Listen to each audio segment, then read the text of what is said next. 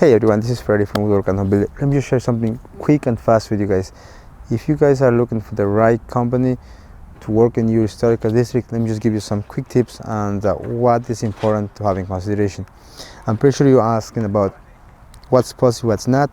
So if you have wooden siding, like this whole house is wooden siding, and you see how beautiful it looks after maintaining. So it needs a lot of love. It needs repairing.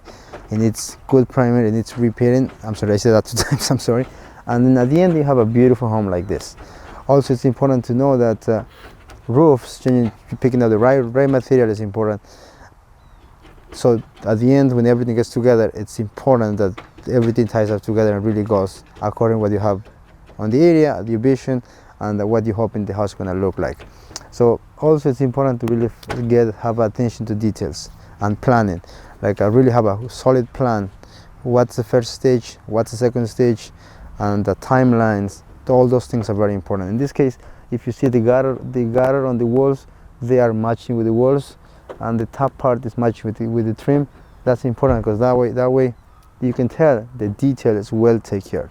So it's just having a great plan, finding the guy that really takes understand the details and also understand how this house been built.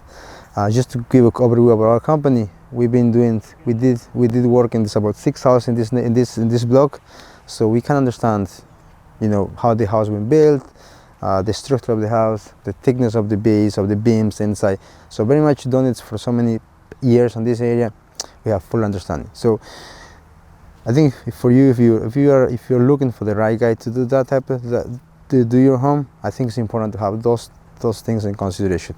I'm not telling you should hire us, but I just have in mind have an open honest conversation, and just make sure that you guys they are aboard of your vision.